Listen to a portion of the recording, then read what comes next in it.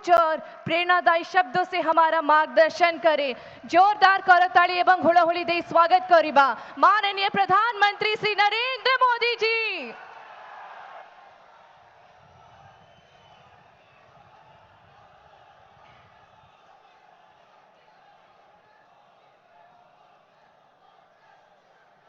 जय जगन्नाथ, जय जगन्नाथ,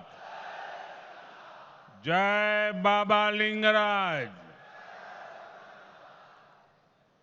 मोर प्रिय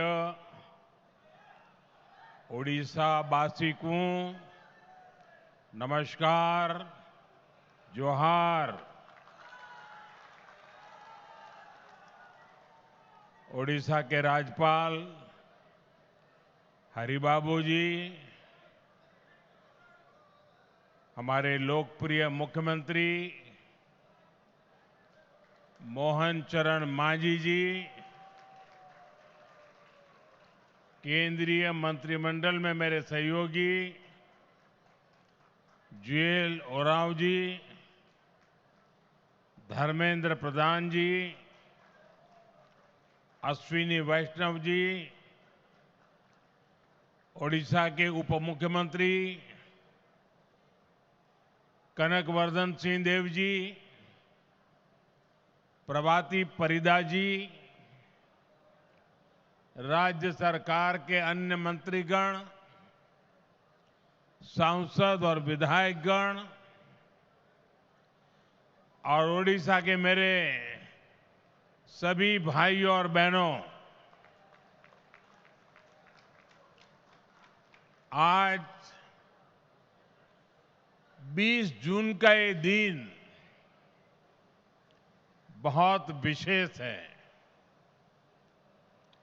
आज ओडिशा की पहली बीजेपी सरकार ने सफलता के साथ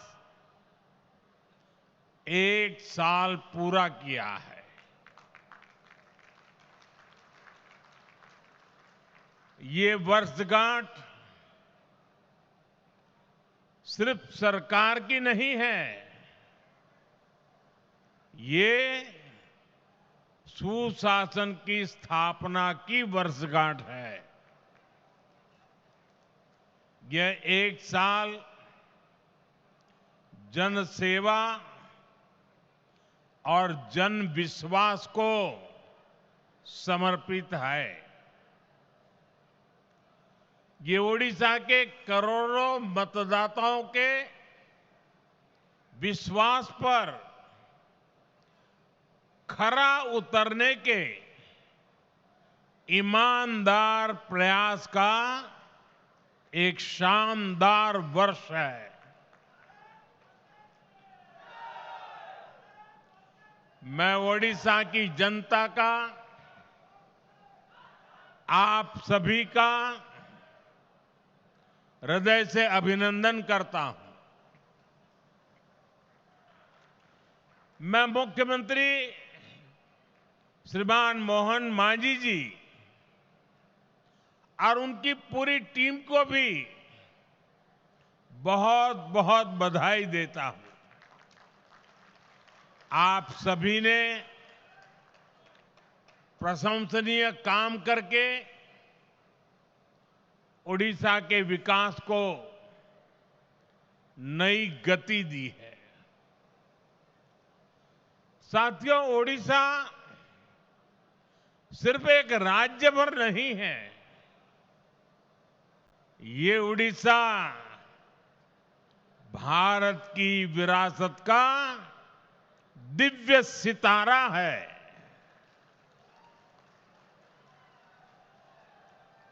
ओडिशा सैकड़ों वर्षों से भारतीय सभ्यता को, हमारी संस्कृति को समृद्ध करता रहा है। इसलिए आज जब विकास और विरासत का मंत्र भारत की प्रगति का आधार बना है, तब ओडिशा की भूमिका और बड़ी हो गई है। बीते एक वर्ष में ओडिशा ने विकास भी और विरासत भी इस मंत्र को आत्मसात करके दिखाया है। इस मंत्र पर तेजी से आगे बढ़ा है। साथियों, ये सुखद संयोग है कि जब ओडिशा की बीजेपी सरकार अपने एक साल पूरे कर रही है,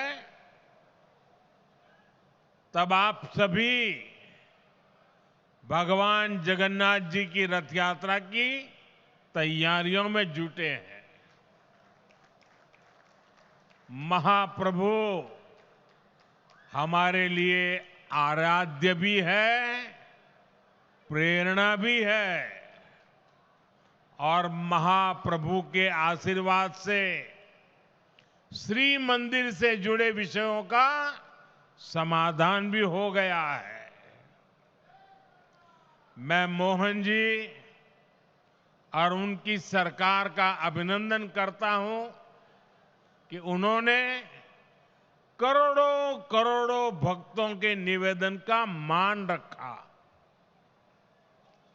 यहां सरकार बनते ही श्री मंदिर के चारों द्वार खोल दिए थे। श्री मंदिर का रत्न भंडार भी खुल गया है। और ये कोई राजनीतिक जय विजय का विषय नहीं है। ये करोड़ों भक्तों की आस्था का सम्मान करने का कार्य हुआ है। साथियों, अभी 2 दिन पहले मैं कनाडा में G7 समिट के लिए वहां था और अमेरिका के राष्ट्रपति ट्रंप ने मुझे फोन किया। उन्होंने कहा कि अब कनाडा तो आए ही हैं, तो वॉशिंगटन होकर के जाइए, साथ में खाना खाएंगे, बातें करेंगे। उन्होंने बड़े आग्रह से निमंत्रण दिया।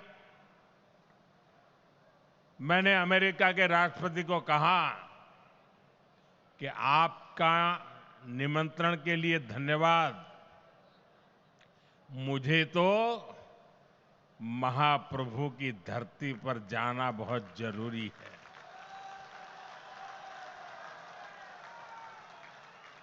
और इसलिए मैंने उनके निमंत्रण को नम्रतापूर्वक मना किया और आपका प्यार, महाप्रभु की भक्ति मुझे इस धरती पर खींच करके ले आई है।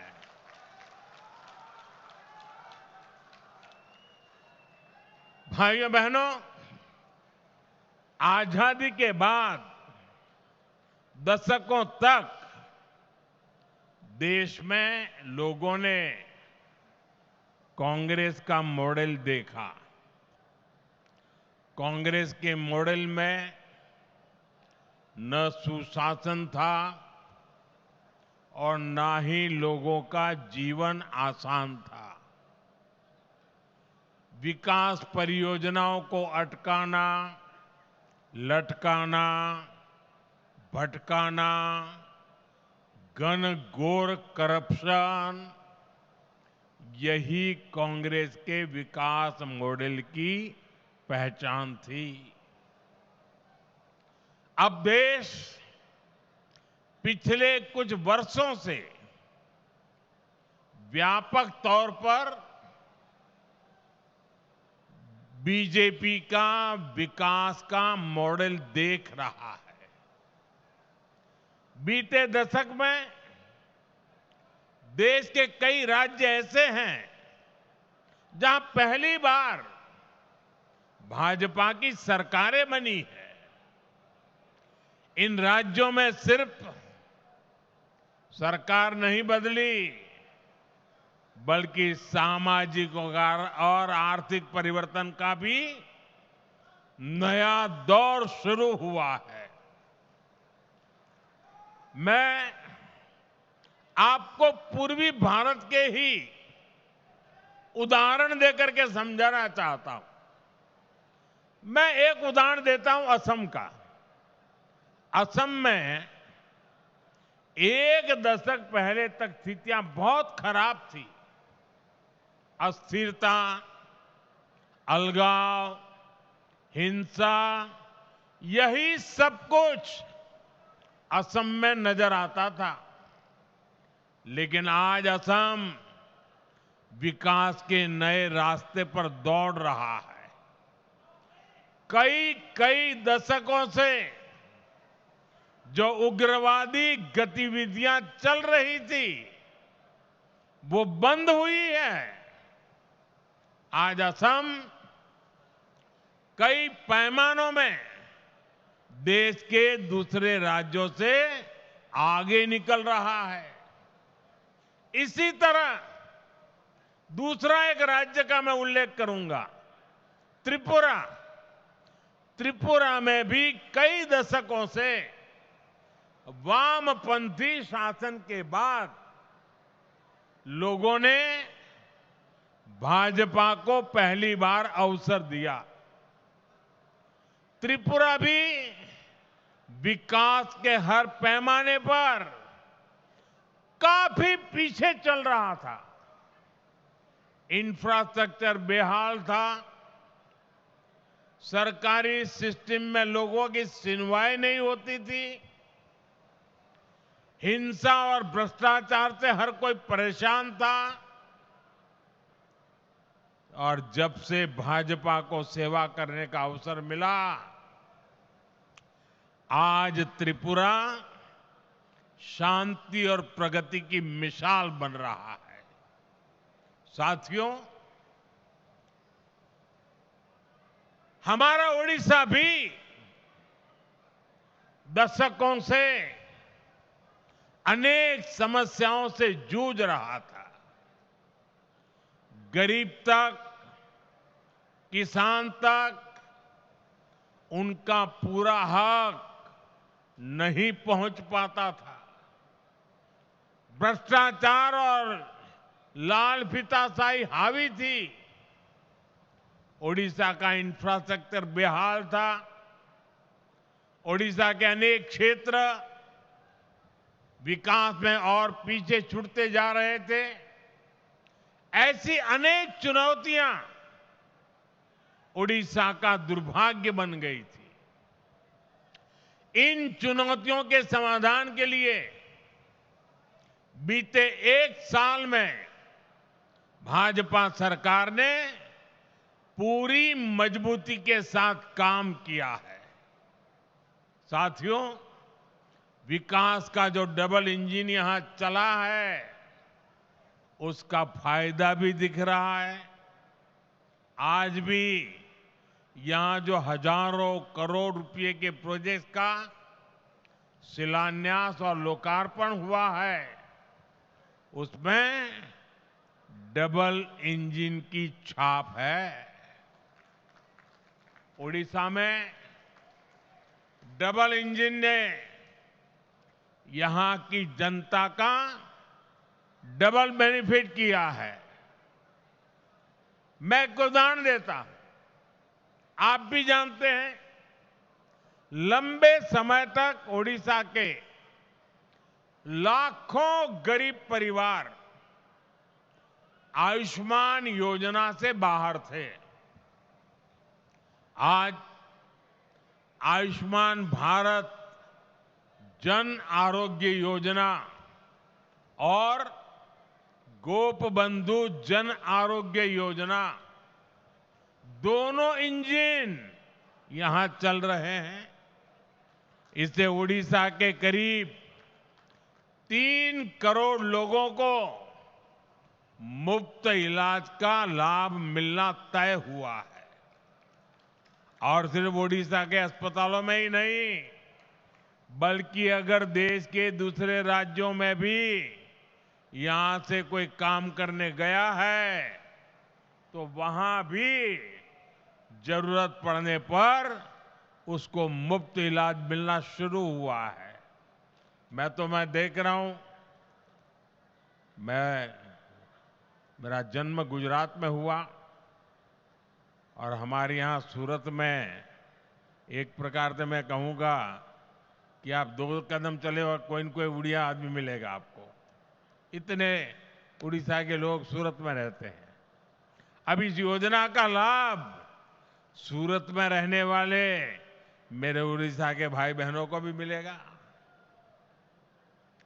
अभी तक उड़ीसा के जिन 2 लाख लोगों का इलाज इस योजना के तहत हुआ है, उसमें अनेकों लोगों ने देश के 1 दर्जन से ज्यादा राज्यों में मुफ्त इलाज पाया है। 1 साल पहले तक इतने सारे साथियों को मुफ्त इलाज की ऐसी सुविधा संभव ही नहीं थी। इस डबल इंजन के साथ सोने पर सुहागा वाली बात भी हुई है। यहां ओडिशा में 70 साल से ऊपर के 23 लाख से ज्यादा बुजुर्ग हैं। उन्हें प्रधानमंत्री वय वंदना योजना के माध्यम से 5 लाख रुपए तक का मुफ्त इलाज मिलना पक्का हुआ।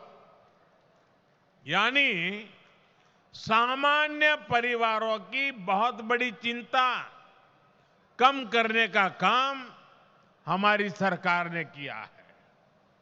इसी तरह पहले उड़ीसा के किसानों को किसान सम्मान निधि का पूरा लाभ नहीं मिल पाता था।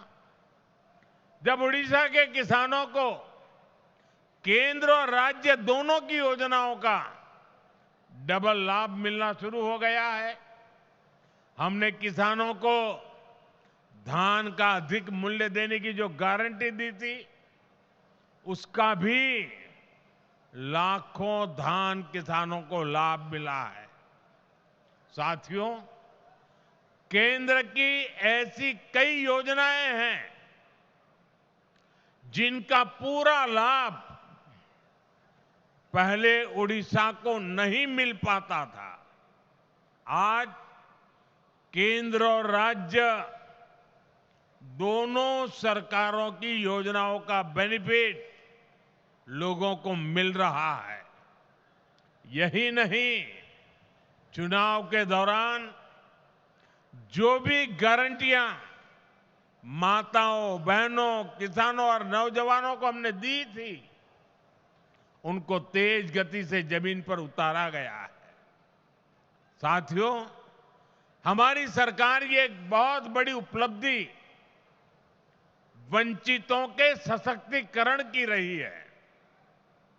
उड़ीसा में तो बहुत बड़ी संख्या में हमारा जनजातीय समाज रहता है, लेकिन दुर्भाग्य से अतीत में आदिवासी समाज को निरंतर उपेक्षा मिली। उनके हिस्से में पिछड़ापन रहा, गरीबी रही, अभाव रहा। लंबे समय तक जिस पार्टी ने देश पर शासन किया, उसने आदिवासियों को अपनी राजनीति के लिए इस्तेमाल किया। इन लोगों ने आदिवासी समाज को न विकास दिया, न भागीदारी दी। इन लोगों ने देश के बड़े हिस्से को नक्सलवाद, हिंसा, अत्याचार की आग में धकेल दिया। साथियों, हालात ये थे कि 2014 से पहले तक देश में 125 से अधिक आदिवासी बाहुल्य जिले नक्सली हिंसा की चपेट में थे। आदिवासी क्षेत्रों को रेड कॉरिडोर के नाम पर बदनामी दी गई थी। इनमें से अधिकतर जिलों को पिछड़ा घोषित करके पल्ला झाड़ लिया गया था। भाइयों बहनों, बीते वर्षों में हमने आदिवासी समाज को हिंसा के माहौल से बाहर निकालकर विकास के नए पथ पर ले जाने का काम किया है। भाजपा सरकार ने एक तरफ हिंसा फैलाने वालों के खिलाफ सख्त एक्शन लिया, दूसरी तरफ आदिवासी क्षेत्रों में विकास की नई गंगा बहाई। इसी का नतीजा है कि आज नक्सली हिंसा का दायरा देश में 20 से भी कम जिलों तक सिमट गया है और जिस तेजी से कार्रवाई हो रही है उससे बहुत जल्द ही आदिवासी समाज को हिंसा से मुक्ति मिलेगी। देश में नक्सलवाद खत्म होगा और ये मोदी की गारंटी है।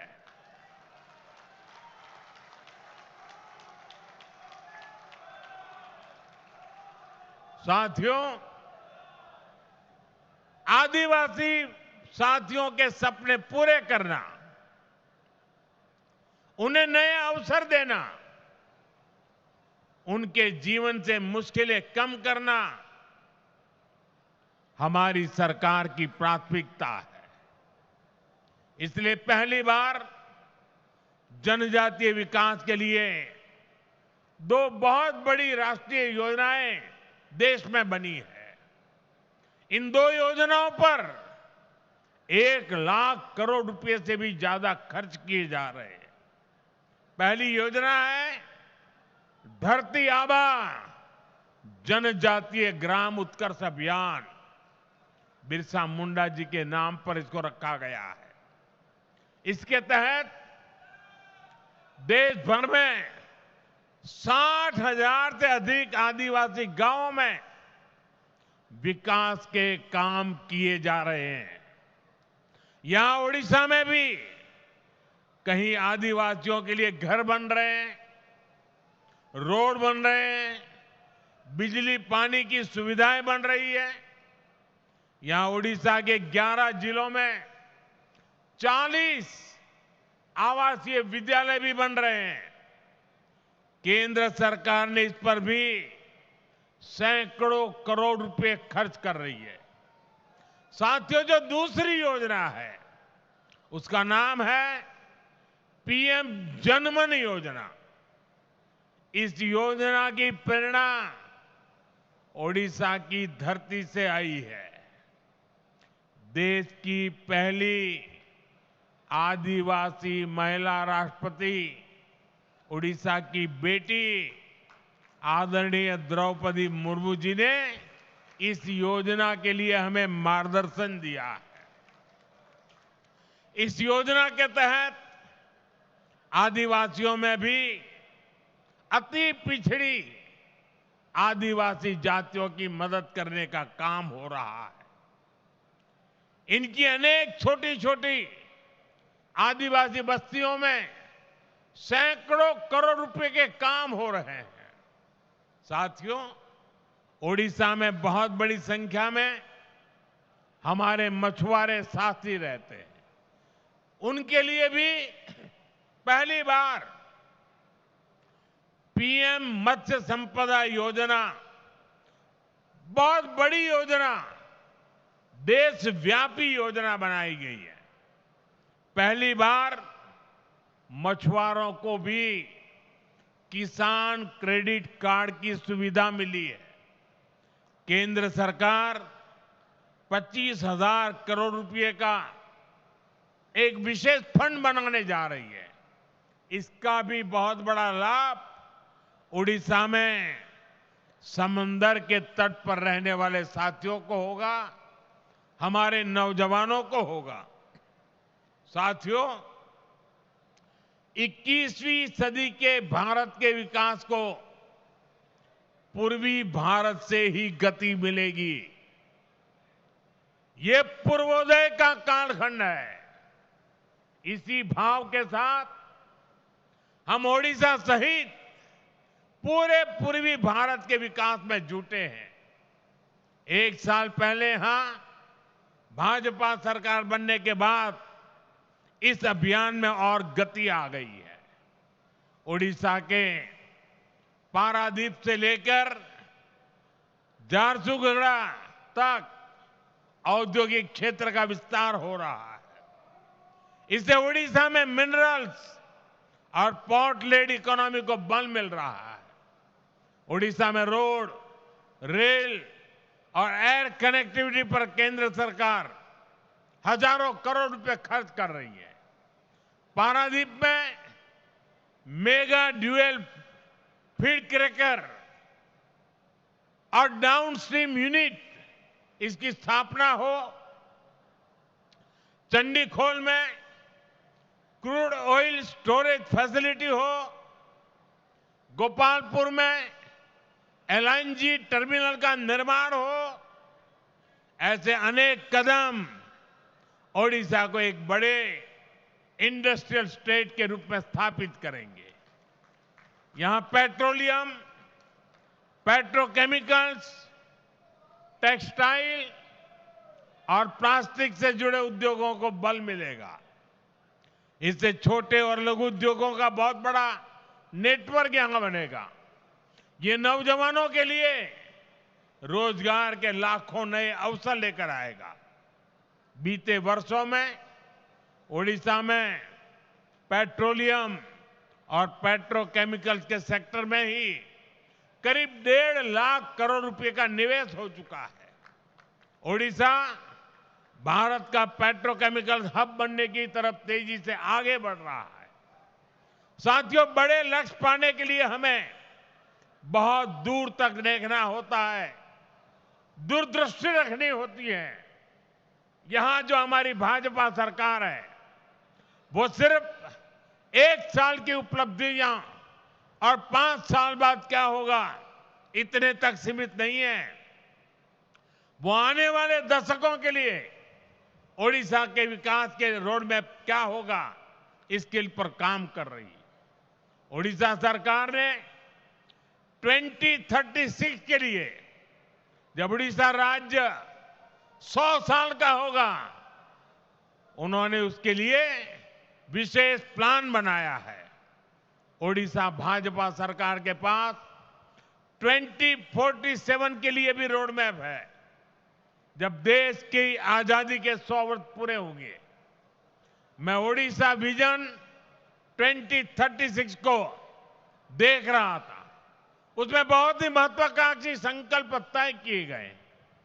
मुझे पक्का भरोसा है कि ओडिशा के प्रतिभाशाली और मेहनती नौजवानों के सामर्थ्य से हर लक्ष्य को आप जरूर प्राप्त करेंगे। हम सभी मिलकर ओडिशा को विकास की नई बुलंदी तक पहुंचाएंगे। इसी वायदे के साथ एक बार फिर आप सभी को बहुत बहुत शुभकामनाएं। समस्त को पुणी थरे मोर नमस्कार, जोहार। जय जगन्नाथ, जय जगन्नाथ, जय जगन्नाथ।